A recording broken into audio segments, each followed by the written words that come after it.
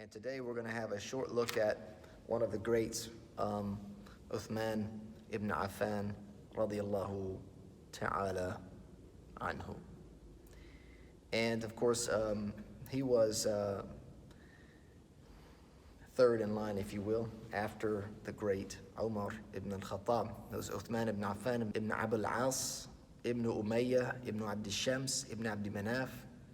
So here you can recognize that his lineage meets with that of the Prophet ﷺ at Abd Manaf, which is the fifth of his ancestors. So after the great leader of the faithful, Amir al-Mu'mineen, Umar ibn al-Khattab, was Uthman ibn Affan. And also he was considered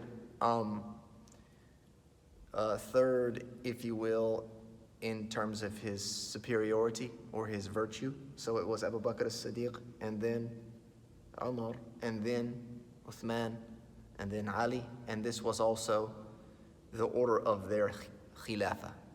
So that was the order of their afdaliyah, which is the superiority of their virtue, and also their leadership.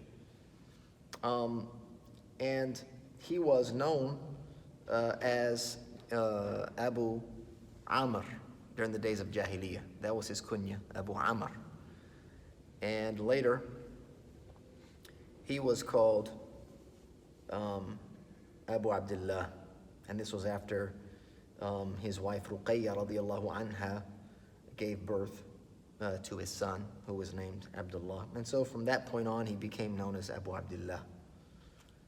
Much like many of us, we have sons or daughters, we become known as the father of so-and-so. And this was traditional. The Prophet ﷺ was known as Abu al-Qasim. Many of the companions, they also carried these nicknames, if you will, with them. His mother was Arwa ibn Qurayz ibn Rabi'a ibn Habib. Arwa bint Qurayz ibn Rabi'a ibn Habib ibn Abd Shams ibn Abd Manaf. Okay, so we're coming from the same lineage.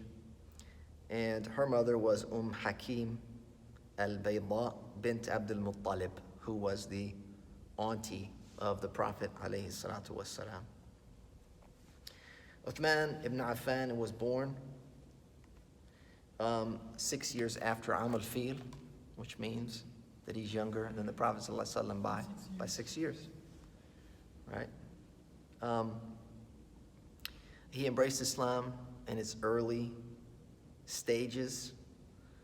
He made both migrations to Ethiopia, the first one, which there was a handful of people, and then the second one when there was much more. He was there accompanying the Muslims during that journey. He was married to two of the daughters of the Prophet ﷺ. And we'll talk a little bit about that. So he, as the great Imam mentioned, accepted Islam early on, and it was actually due to the influence of Abu Bakr as-Siddiq. When we talked about Abu Bakr, we saw many of the greats that converted because of his efforts, and it was also Uthman ibn Affan who immediately embraced the message and accepted Islam. He did not waver or doubt or require a great deal of convincing. And this was before the Prophet ﷺ went into Darul Arqam. This is relatively early on in the mission. Uthman was 34 years old when he accepted Islam. Marrying the two daughters of the Prophet ﷺ, first he was married to Ruqayya, the daughter of the Prophet ﷺ, and this was qabl al-bi'tha, which is basically before the mission. He married the daughter of the Prophet ﷺ. And she passed away while she was married to him in the second year of the Hijrah calendar. And this was when the Prophet ﷺ was coming back from the Battle of Badr. Uthman did not partake in that battle. He was permitted to stay behind in order to nurse his wife Ruqayya, the daughter of the Prophet ﷺ. In fact, it was the Prophet ﷺ that ordered him to stay behind. And that illness led to her demise. And this was basically when someone was coming to bring the news that the Muslim army had won. And that reached Medina by the time Uthman was burying his wife Ruqayya radiyallahu anhum. The Prophet ﷺ during that battle fought on behalf of Uthman, if you will. He kind of took his place in a number of different ways. And when she passed away and died, the Prophet ﷺ then married his other daughter, Ruqayyah's sister Kulthum, to Uthman. And so this was the first, if you will, the first in the history of the prophets and messengers that someone would marry two daughters of a prophet or messenger. And so Uthman became known as Dhun Nurayn, right? The possessor, if you will, of two lights, the two daughters of the Prophet ﷺ. And she also passed away in his house, if you will, the 9th year of the Hijrah calendar. He has many great virtues, many great deeds that he did. Obviously being from the first and foremost to embrace Islam, the first to migrate. He and his wife both migrated to, as I said, the East Africa. He's also one of the 10 that were given glad tidings of paradise. He was one of the 6 that when the Prophet ﷺ passed away, he ﷺ was pleased with them by name, and we'll talk a little bit more about them shortly. One of the companions that compiled the Quran, we talked about Abu Bakr having done that, but Uthman's compilation was a little bit different in that his compilation is represented in what we know as the Mus'haf of today. That's why they call the Mus'haf al-Uthmani. It was through his work and effort in cooperation with a number of the companions that led to this final compilation in this particular order, and kind of the preservation of the Quran as a Mus'haf. And so that was a huge accomplishment on his part, perhaps something that, only time would be able to serve as a testament to the grandeur and the important, nature of what he did. He also narrated from the Prophet ﷺ over 100 hadith, 146 or so hadith he narrated from the Prophet ﷺ. So not only did he serve the Quran, but he also served his companion, who happened to be his father-in-law and his messenger. He was also considered the most knowledgeable when it came to the rites and rituals of Hajj. And then after him in knowing the fiqh or the jurisprudence of Hajj was Ibn Umar, radiallahu anhum ajma'in. Uthman was a very, very handsome man. He's very attractive. It was noted that he had the most beautiful face, more beautiful than any man or woman of his time. His description has been reported that he was of average height. He had spots on his face or freckles. He had a very large and full beard. He had a big frame, what we would call big boned. He had broad shoulders, ample calves, long forearms, abundant body hair. They said that the hair on his arms basically almost covered his forearms. He had curly hair, but he was kind of balding. He had a bald spot. His hair was long, it was dyed, and it went past his earlobes. He also had golden dental work. We've talked about in other classes the permissibility of using gold in certain circumstances. And dental work is one of the cases when nothing else will do.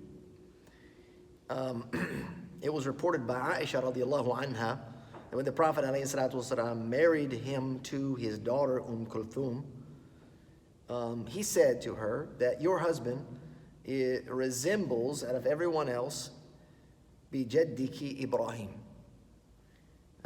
Most resembles your grandfather Ibrahim, wa abika Muhammadin, and your father Muhammad sallallahu alaihi wasallam. So there's a very strong resemblance with the good looks and attractive features and the beautiful face and the resemblance that he had. As we know, the Prophet sallallahu alaihi wasallam was ajmal khalq, right? The most akmal khalq, the most perfect of Allah's creation. Ajmal, the most beautiful. He was also very modest. Right? Often two qualities that just don't go together.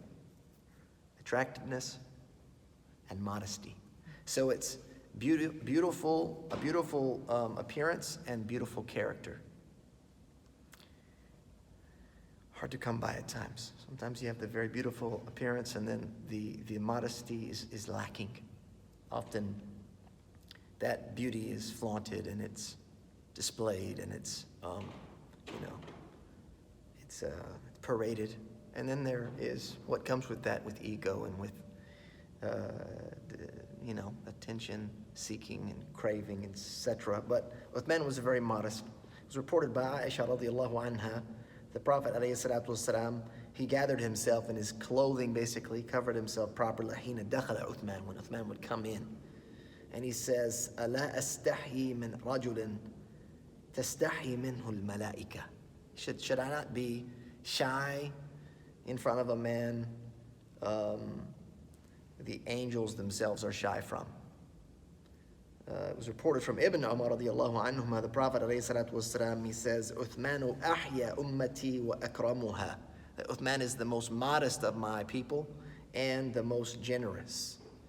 Also was reported, the Prophet sallallahu alaihi wasallam, this is a report that was narrated from Abi Umama, "Inna ashadda hadhihi al-umma ba'da nabiyyiha haya'an Uthman ibn Affan." The most severe or extreme, if you will, of this ummah in regards to, after the Prophet ﷺ, in regards to modesty and shyness, is Uthman ibn Affan. And so with all that he did and all that he was and represented in terms of his religiosity, his spirituality, his character, etc., he was promised paradise. It's been reported by Imam al-Bukhari that Uthman radiallahu anhu, when he was held captive, this was at the last of his days, he was held captive for over 40 days. He told his captors, if you will, basically, he says to them, "Do you not know that the Prophet ﷺ said, 'Man jahaza jaysh al-usrati falahu al-jannah'?"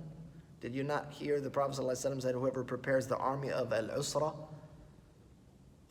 then he will be granted paradise"? And he said, "Fajahaztuhum."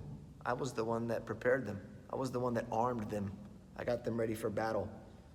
This is, they were holding him captive, and he was trying to,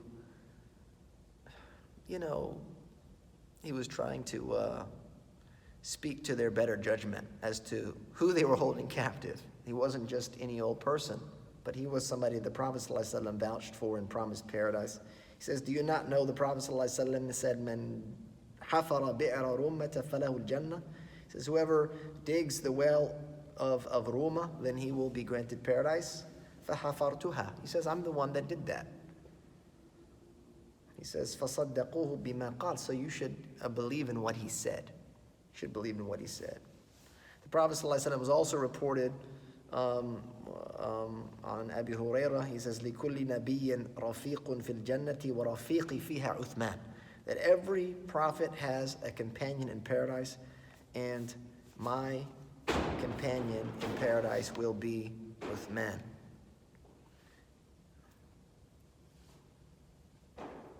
As the Khalifa, his Khilafah, obviously after that of Umar ibn al-Khattab, it was the result of Umar choosing 6 people to create a council and to pick between themselves. And these were the 6 people that the Prophet ﷺ was pleased with at the time of his death. The 6 people: Abdurrahman ibn Auf, Sa'd ibn Abi Waqqas, Talha ibn Ubaidillah, Uthman ibn Affan, Ali ibn Abi Talib, and Zubair ibn al-Awwam. And that gathering took place immediately after the death of Umar.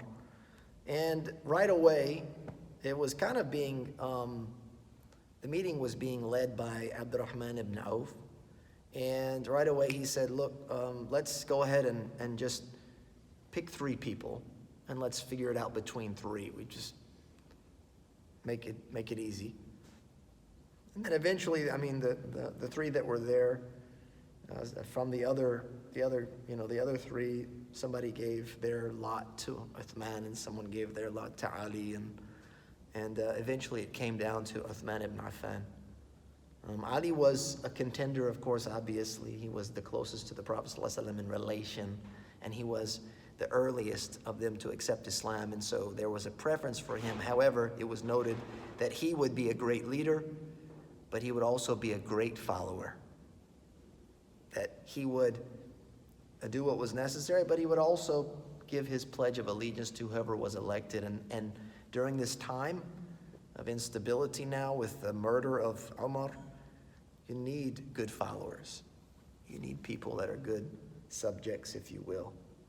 And so Uthman was elected by this council, and they gave their allegiance. He was appointed by these companions, and the rest of the companions also pledged their allegiance to him. It was kind of a unanimous thing, including Ali ibn Abi Talib, who also pledged to Uthman ibn Affan. His khilafah, it lasted here, as the Imam says, for 11 years, 11 months and 20 days. They also said it lasted for 11 years, 11 months and 18 days. He was killed on the 18th of Dhul Hijjah after the afternoon prayer while he was fasting. In the 35th year of the Hijrah calendar, he died at the age of 82. He was held captive, as I mentioned, for over 40 days before his assassination, if you will. And it was reported that when he was at home, of course, fasting, he decided to stay home. People wanted to go out and to defend, and he told his family to go, and his companions, that were in support of him, not to create any public strife further than what had been created. Now, there's a lot of details to the story. This is not the place for that. However, it's interesting to note here that he was in his home reading the Mus'haf. Uthman ibn Affan had this powerful connection with the Quran. Obviously, we know that he compiled the Mus'haf as we have it today. He also related the hadith the Prophet ﷺ said, خَيْرُكُمْ مَنْ تَعَلَّمَ الْقُرْآنَ وَعَلَّمَ. The best of you are those who learn the Quran and teach it. And so, if memory serves correct, and so while reading the Mus'haf, they entered into his home. Historians have a hard time, naming the assassin or the murderer. There was a number of possibilities because of the chaos and the numerous people that went in there. They said there was somebody from Egypt, different names that were presented in different works. However, when he was slain, some of his blood spilled on the Mus'haf when he was reading from Surah Al-Baqarah in verse number 137. فَسَيَكْفِيكَهُمُ اللَّهُ وَهُوَ السَّمِيعُ الْعَلِيمُ. Basically, Allah will suffice you of them, for indeed Allah is all-hearing and all-knowing. He had a family life. As we know, he married the daughters of the Prophet ﷺ, two of them, Ruqayya and Kulthum. He married 8 women altogether throughout his life, and he had 16 kids, so he had a big family.